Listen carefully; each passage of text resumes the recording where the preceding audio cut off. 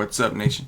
Welcome to another edition of the Wise Take MLB DFS podcast. I'm your host, CK013. You can find me on Twitter at CK_013, and I am joined once again by one of Wise Take's finest DFS analysts, Mr. Stevie Get Down with Mr. Stevie Brown. You can find him on Twitter at Stevie Brown DFS. Stevie, how you doing, bro? Good, bro. Good. 15 game slate tomorrow. The debut to my boy. We'll hit on him later. No spoilers. So I'm actually pretty excited for this bigger slate. Yeah, it's funny because like when you like a player, like when you fall, sometimes like the night before you'll just fall in love with a dude, and on like a 15 game slate, it's just like I'm not like the slate feels smaller to you. Because you already have one thing that is certain. It's hard to get some certain things on a 15-game slate, but in your mind, you have it in your mind that, like, this is one certain thing I'm doing. And I'm always so tunnel vision. Like me, like, I'm so strong-minded, like hard-headed with what I like. Like if I like someone, especially this is fucking first look, bro. Like, who knows what I'm gonna like tomorrow? But right now, if I'm telling you I like this dude, like I can tell you right now, I will be playing him. And there could be a million reasons not to play him, but if I just find a reason to like him, for whatever reason it is, which is awful in DFS, I have such a tunnel vision on wanting to like someone that I'll make sure I play him, which is going to be this guy. No, absolutely. So we'll get to him. So basically, you're stubborn, but you know you are. So that's exactly that's all good. Like as long as you're aware, then it doesn't make it wrong. You know what I'm saying? I'm the same way a lot though, man. Like look, I'll hear out the people. I'll hear out people's cases, and sometimes I can be swayed, but for the most part, if I like somebody, like. I'm gonna play that person. It's just like, you know what I mean? Like I'm gonna do it. Yeah, like, that's what it comes down to. Like if I have a reason, I mean, it's first look, and again, like anyone I like now, I like them all for first look, and I'm not super diving deep. But tomorrow, like if I like someone, like there's a reason why I like them for. So to be pulled off him, like first of all, like, I really never get pulled off someone I like, which is a bad thing. It's not a good thing. But like there has to be some crazy reason why I'm not. Because if I like him, it's for a reason. That's not just because it's fucking the name or something. But you know, on the bright side, before the show, we were talking, and you had mentioned that you didn't get a chance to play. You got held up with some personal stuff today, and if you don't have time to do your research, as far as content, it was an off day for you. So it was like, yeah, like I'm with you. If you don't have the time to put into the content, then I mean, not the content. If you don't have time to put into the content, like you put through the research, then it's hard to kind of just sit there and throw out a little, you know, a little bit of money. And I'm with everything I do, I'm a big 100 or 0 guy. Like I'm not gonna. I love what we do, bro. DFS. I love this. I don't just like it because it's the rush. We watch the games and the money they're generating. Like I think I'm over that stage. I enjoy researching. I enjoy doing everything and all that bullshit throughout the day. So like I feel like if I'm not gonna like put the time into it, it's a money thing too, bro. Like it's a competition. Like I'm not gonna half-ass and put a little money into something that I'm not putting a lot of time into. And I completely agree. And you not playing may have been a blessing. Today's slate was kind of it was not a good night for myself. But not that you wouldn't have had a good night. Maybe you would have liked something different. But it was pretty wacky ass slate. I'll just leave it at that. The only thing I saw today, Jesus Aguilar is actually doing something for once. Chalk, like crazy chalk. Jesus Aguilar double donged a 3-run bomb and a solo bomb. He's like 60% owned on FanDuel, like you know something close to that on DraftKings. Just complete chalk donkey. Double dong. But anyway, Stevie, like you said, we got a 15-game slate. You alluded to a couple guys that you like. We're gonna start things off looking at it from a cash game approach. You're writing the cash game article, so we'll see what your final takes are tomorrow. But as of right now, who are you thinking for SP1 / FanDuel cash game pitcher?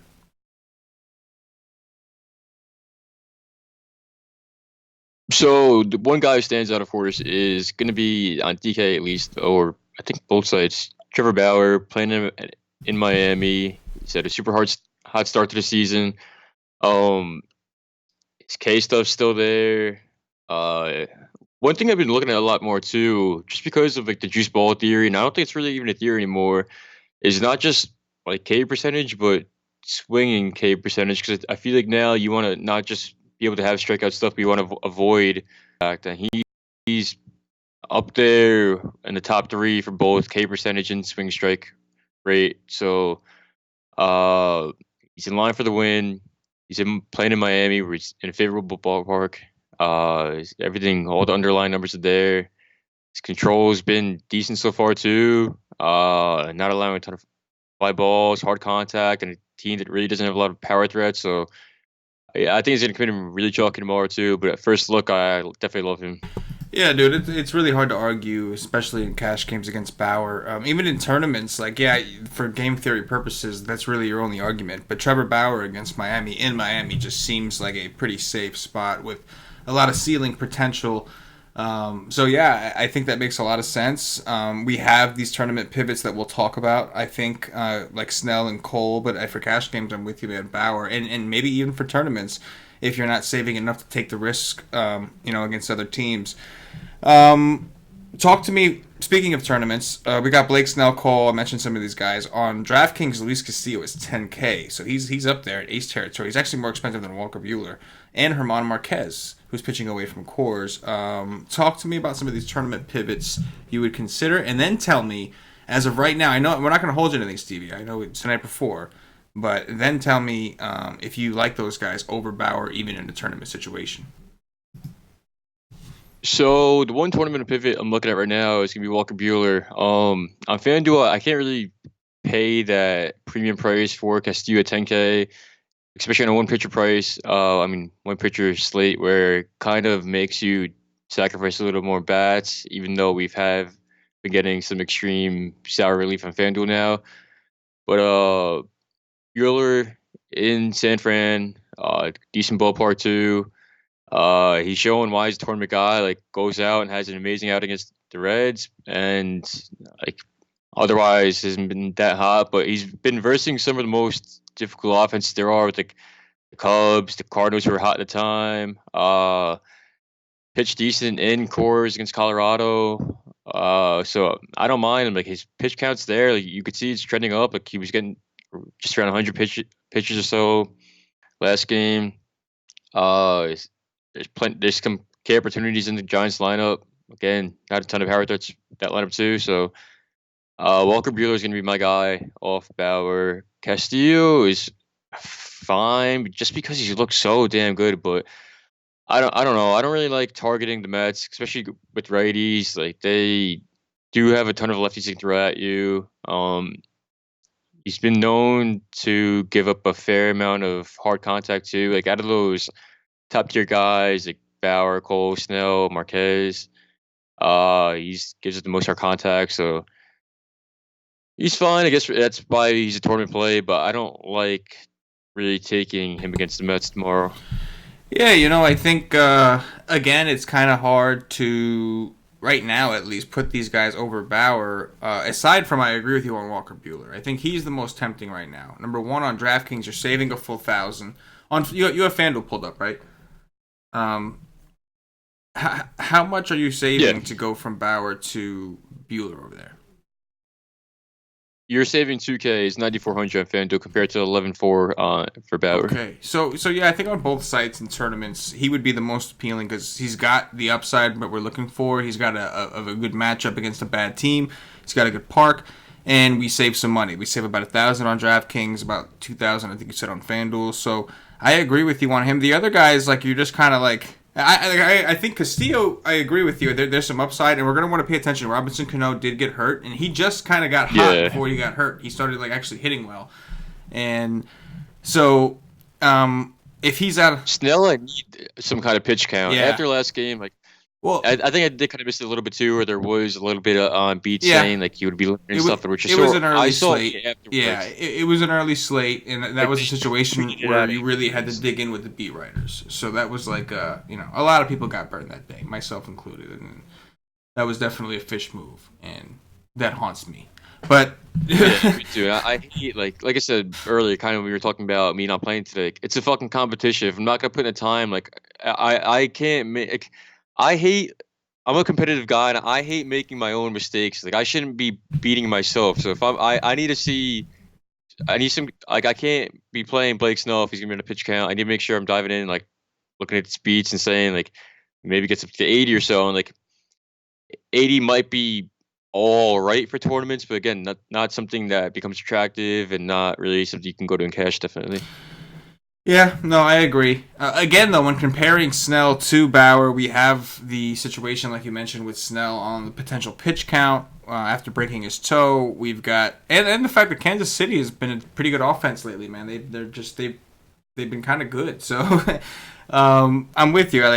I think Bueller makes the most sense if you're cutting him down. Castillo, though, I think could be a wild card option. He's expensive, but I think his ownership will be a little lower because of his price. And the Mets we're going to want to analyze and see who actually is in that lineup, because they're only if they end up only throwing like 3 lefties against him, I'm willing to take that chance because of how good he's been. But coming down to like a tier below, I guess we've got guys like Marquez. We have away from cores, but it is Milwaukee. So it's still a pretty good hitting park. We got Greinke at home against the Yankees. He's pretty expensive on DraftKings at 9.7. Cole Hamels at 9.2. Paddock at 9K. Any of those guys? Do you have any interest in any of them? Herman Marquez, I have tournament interest in. So like, I think one of the things we kind of do like subconsciously every day is like you kind of weigh without even like knowing it. No one looks at like these 3 numbers, but you know who does what, and you kind of weigh which is like K percentage versus like their average, like how well they can hit you, and then actually versus like their power. And he's a tournament option because like we know like the Brewers lineup is super hot, like they're loaded 1 through 9, like 1 through 8. So they have a lot of great bats, and so like Yelich is probably gonna be out tomorrow too, right?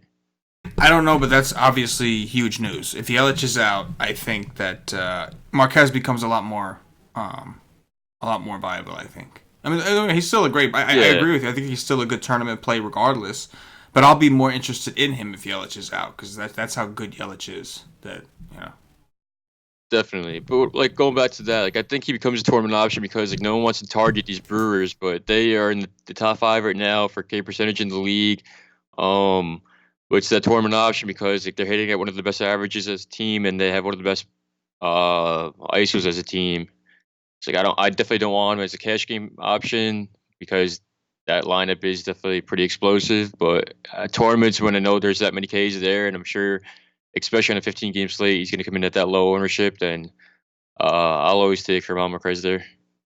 Yeah, I'm with you, man. I think Marquez would be the guy that, as of right now, I have the most interest in as well. I think we're buying a little high on Greinke. I know the Yankees are kind of beat up, but they are still showing some fight. They're not striking out a ton. Looking fucking unbelievable, bro. Like yeah. it's weird. They're playing well, despite the fact that they're missing all their starters.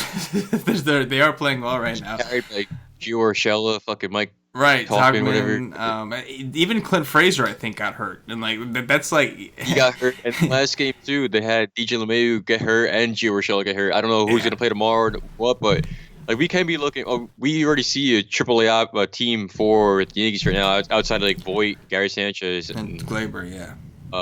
Yeah, but like if like LeMahieu misses tomorrow now, yeah. I mean it's crazy to say, but if Urshela misses tomorrow, he's actually been hot. Like. Who the fuck knows who we can end up in this lineup? I don't mind Greinke at the price tag. Yeah, that's a good point. I just think we're paying like the top price for him. If LeMahieu and Urshela were to Urshela, I mean this is crazy. What am I talking about? LeMahieu is the only starter right? That like the only real starter here. If LeMahieu is out, that helps Greinke's cause. I just think like if I'm that close and I can potentially get to Marquez instead, I think Marquez is a significantly better pitcher than Greinke. Granted, I understand that Milwaukee is a great hitting park. I understand Milwaukee are more threatening bats, but Milwaukee also is striking out a lot, like you said, whereas the Yankees actually aren't. That's one thing about these, quote unquote, third string, fourth string, fill-in players is they're not striking out a ton, man. That's one thing the Yankees haven't been doing. So, yeah, I think that. I mean, like Cole Hamels is 9-2 against Seattle. I mean, I don't know. Like, it's Marquez, Bueller are the only guys right now under Bauer that I feel good about. The rest of the guys are rolling dice. Even Garrett Cole against Minnesota today. Verlander did well, but he did well because not a ton of other pitchers did well, right? Like, he had a good game, but he didn't it's not like he had like 12 Ks through 7 innings like a typical Verlander start. You know what I mean? And he ended up not even getting the win because Odorizzi blanked his teammates. But you can make a case for all these guys in tournaments, but still Bauer and Bauer, Marquez, and Buehler just kind of stand out, right?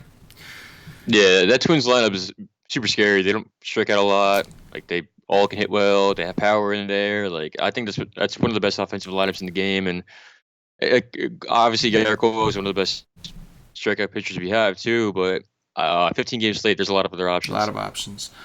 All right, we're gonna drop down to this next range here. So I'm gonna ask your thoughts on Vince Velasquez, Julio Teheran, and then I'll let you talk about your boy.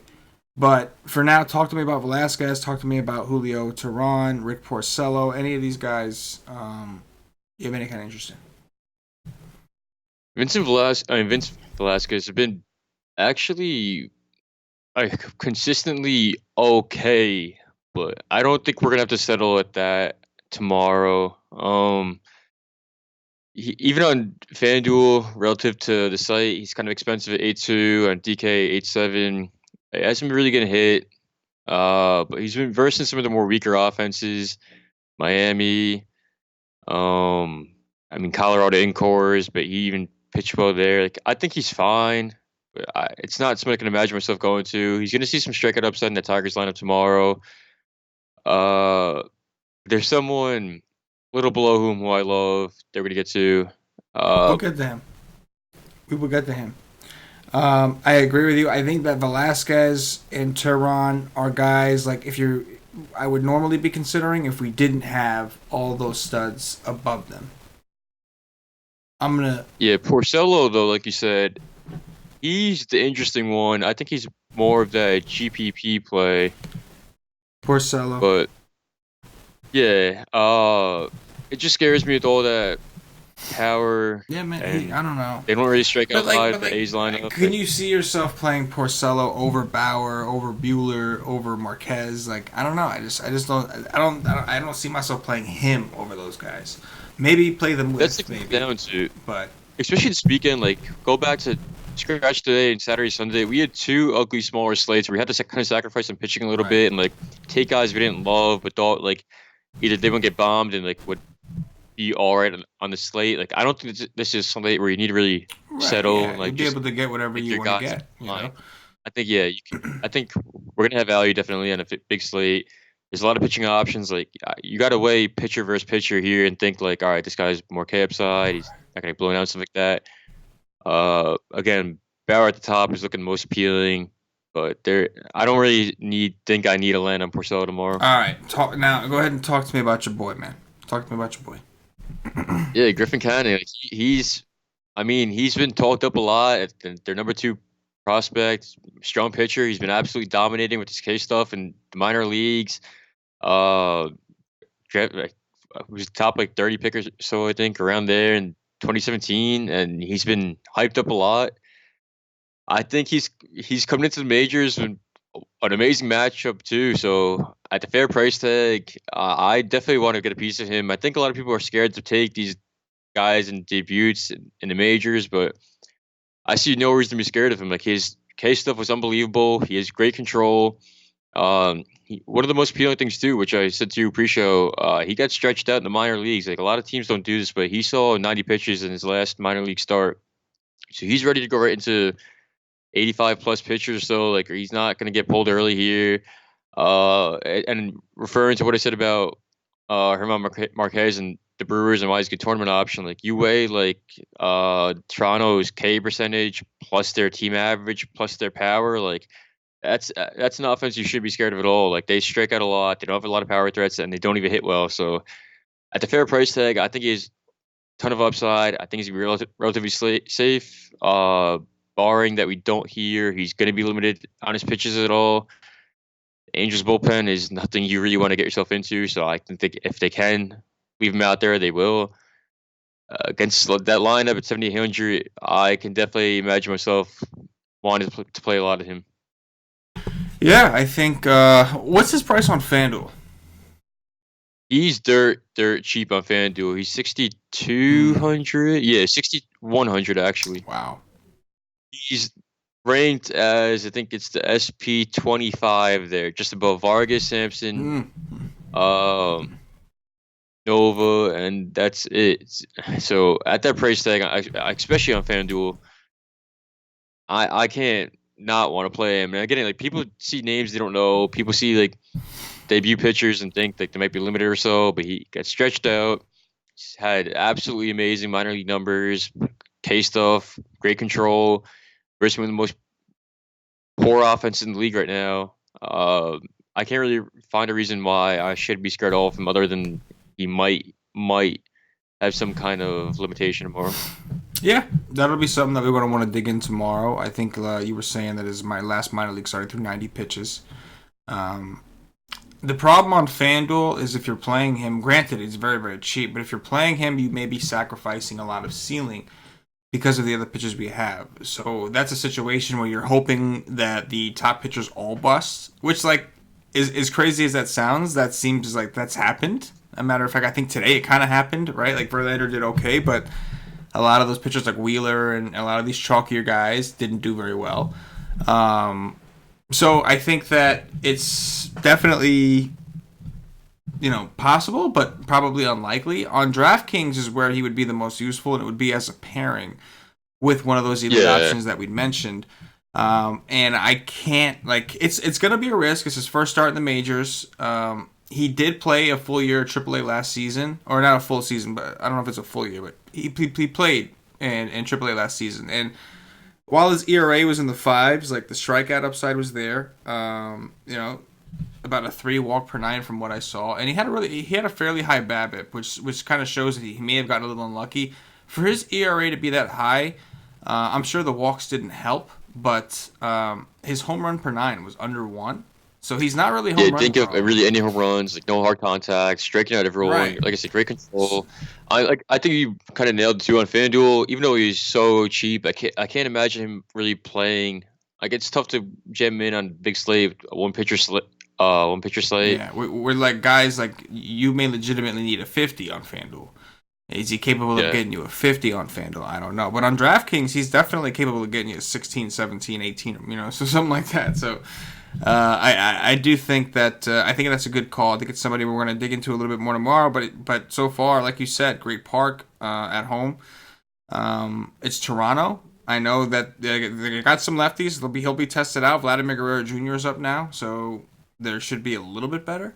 But they're going to have to show it to us. And right now, they've been one of the best offenses to attack in terms of strikeouts. Bigger favorite, too. Yeah, he's Angels' big favorite over Clay Bucknuts. I'm with it. Any other guys under here that we should be considering, do you think, for tournaments, cash games, anything like that? Like right now, are you looking at playing this dude in cash tomorrow?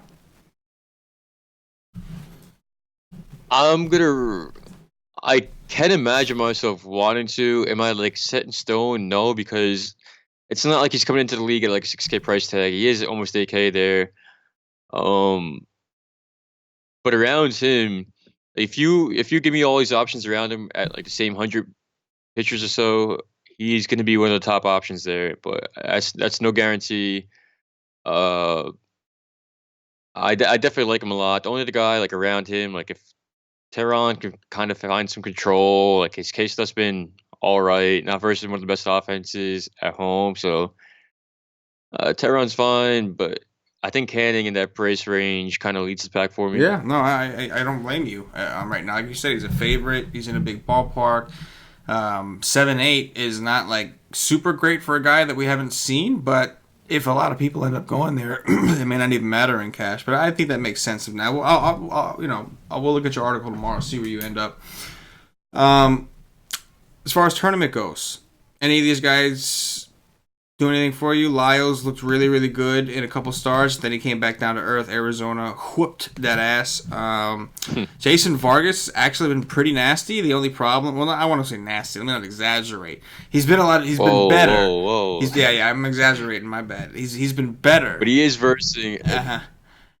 It's surprising how bad the Reds have been. Like you think with the offseason additions and stuff like that. Like I get like Scooter Jeanette's hurt, but you think they'd be a little better. But I will say this: they've been completely awful. But they have actually been heating up. The last like 4 or 5 games, like they beat the Mets tonight 6-5.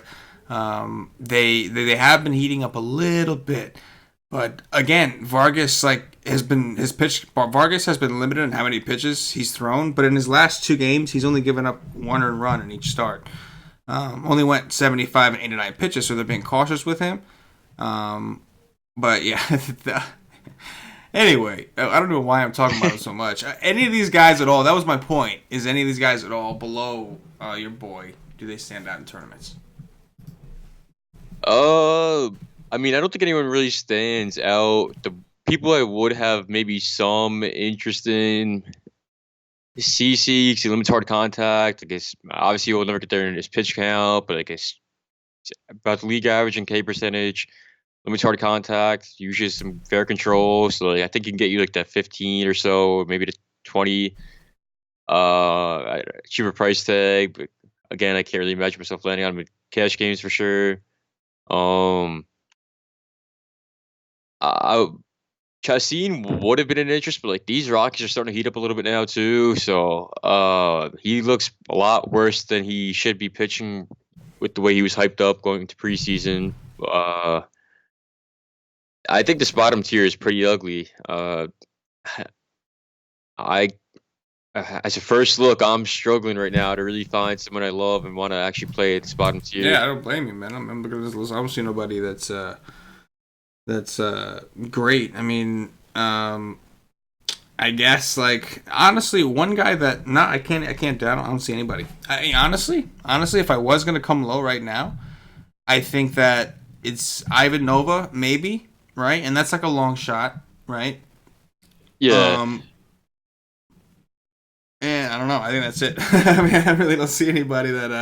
I was used to those I'm trying. CC was fine, but other than that, even CC, no. Like CC, like I do think CC is an option, but even that is like terrifying because of how good the D-backs have been against lefties and how like they're not striking out, and it's tough, man.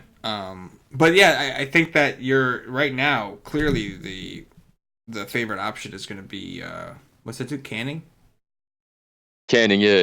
I mean, maybe if you want to have some big balls, you can play Clay Buckles. That's a good one. He just really don't strike out. Yeah, man. I mean, like, I hate in some situations we have no choice and we have to do this. But I hate playing pitchers where there's no strikeout upside and like they're just cruising through the first 5-6 innings, and then all of a sudden they have one bad inning, and all of a sudden they're just like they have zero. They just like that. If you're not getting any strikeouts, it just limits you so hard. It hurts. Because then so bad. So like, you're playing every at bat, just like don't get a hit. Don't runners on base. It's brutal. It's brutal, man. Yeah, it is. I think I can imagine like even with this big of a slate, I can imagine myself like paying in the mid tier and up for one of those guys like Bauer and maybe like Canning if I don't hear anything about pitch count or anything. Something like that. Like I said pre-show too. I think CC viable. Do I like him a lot? No, but from 7K down on DK, it's certainly ugly. He's ugly. On FanDuel too, like I don't think anyone. You're not going below your boy. That's for damn sure. Like, how could you possibly go below him over there? Certainly not going below him, but even like above like that. Yeah. Cashner at 7K, like on FanDuel, I'm not really want to go there, even on a non-web play. I just realized that game has forecasted for heavy rain, so we'll have to see. For a bigger slate, it's not the most appealing pitchers. Let's talk about some bats. I'm gonna give you some teams that have some of the highest run totals. Again, it is the night before; these lines may change, but as of right now, what I'm seeing as the top 3 run totals, I am seeing. The current leader right now is actually the Texas Rangers against Jordan Lyles. It looks like it's starting to warm up a little bit. 82 degrees in Texas, but it's 62% humidity, so the humidity is kind of like helping out with that warmth. The next highest, we've got 5.4. Oh, wait, actually, right before... Oh, yeah. Rangers are projected for 5.5 runs. The Red Sox projected for 5.4 runs against Aaron Brooks.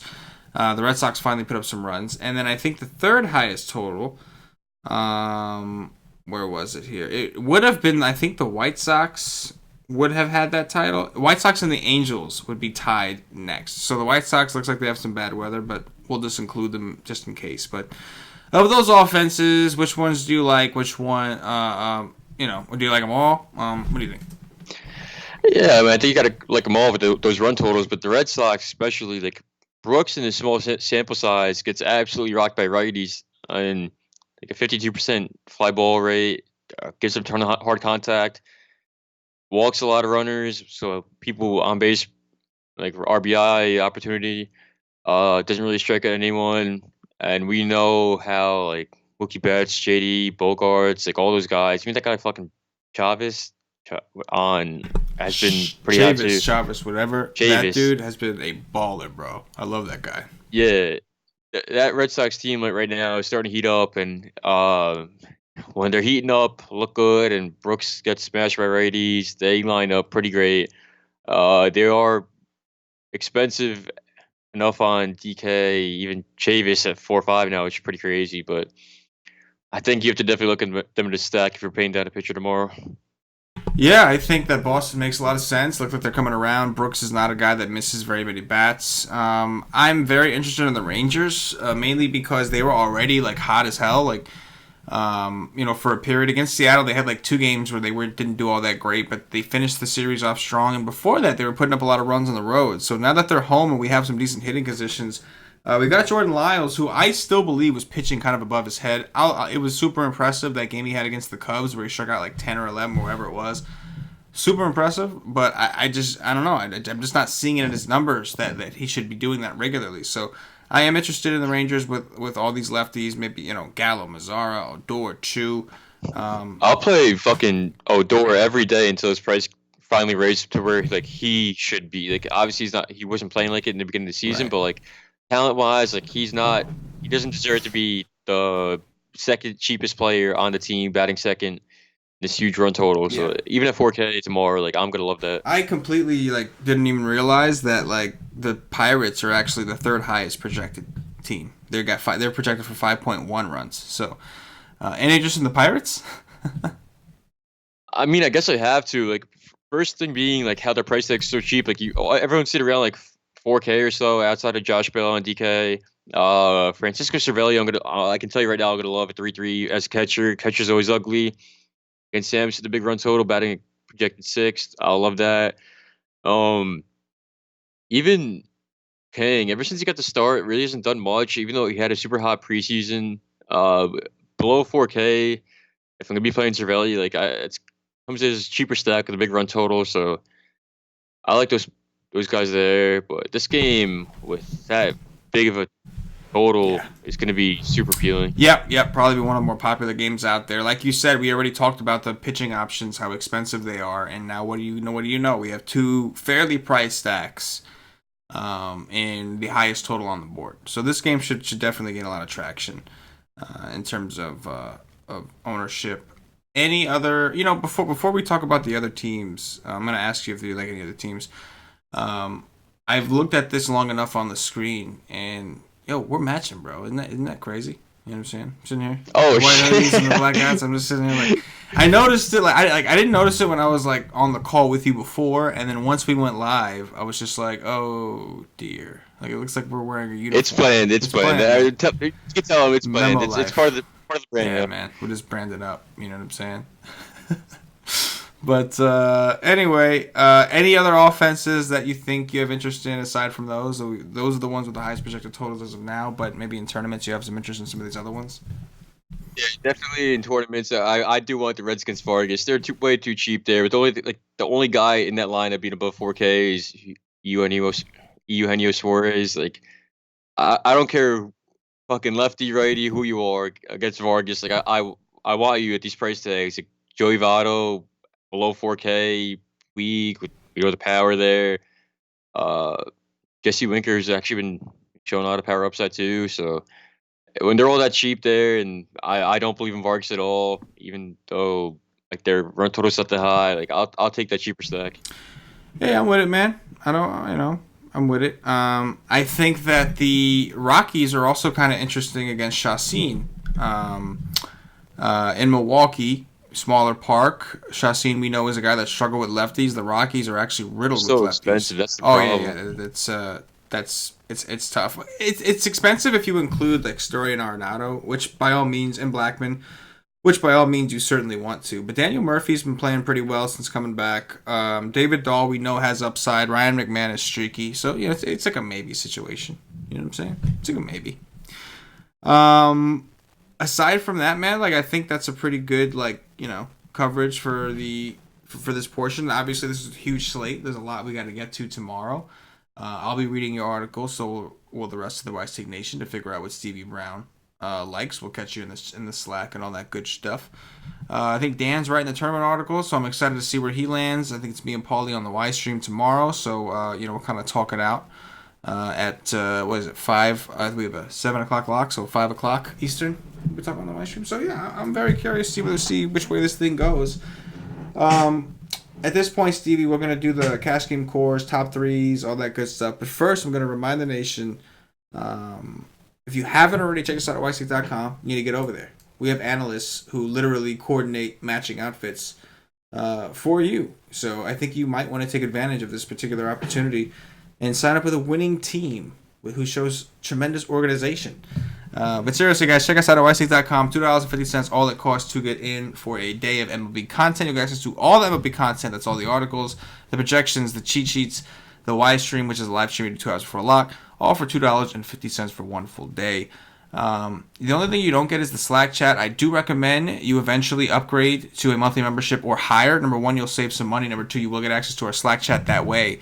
And that's really what it's all about, man. That's where Stevie is in there chopping it up. Stevie and Dan are in there all day chopping it up with the Wise Take Nation. Paulie's popping in. I pop in when I can. And the other guys, Cam's in there, and our members, more importantly, dude, like that's a huge part of it. Like our members, some other guys have been with us for a couple of years and they've learned so much, and they're now helping the other guys kind of understand how things work, and everybody's kind of chopping things up and just giving their input, and it's a really great thing, man. It's a DFS community. It's awesome. So check us out because we're awesome.